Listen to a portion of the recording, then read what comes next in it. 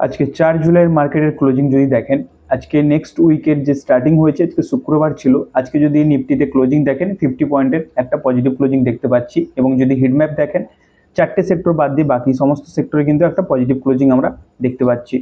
যদি আপনি চার্ট দেখেন, চার্টে অবশ্যই বলবো 15 মিনিট চার্ট ফলো করুন, সেখানে দেখতে পাবেন ক্লিয়ারলি আগের দিনে যে ট্রেন্ড লাইন বানিয়ে দিয়েছিলাম এর নিচে কিন্তু ক্লিয়ারলি একটা 15 মিনিটের ক্যান্ডেল ক্লোজ লাগবে, তবে কি ডাউন সাইডে ভালো মুভমেন্ট দেখতে পাবেন।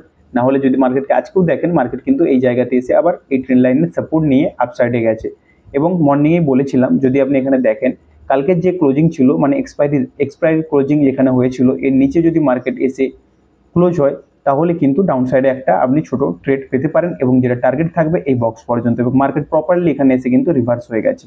তো ডাউন সাইডের জন্য এটা একটা স্ট্রং সাপোর্ট এরিয়া। আপসাইডের জন্য বলবো অবশ্যই আপসাইডে আপনাকে 500 থেকে 600 জন মার্কেটে ক্লিয়ার করা লাগবে।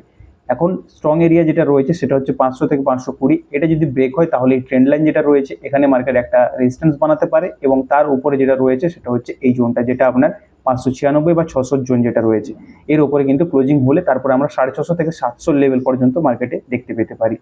তো লেভেলগুলো অবশ্যই মার্ক করবেন, লেভেল খুবই ইম্পর্টেন্ট।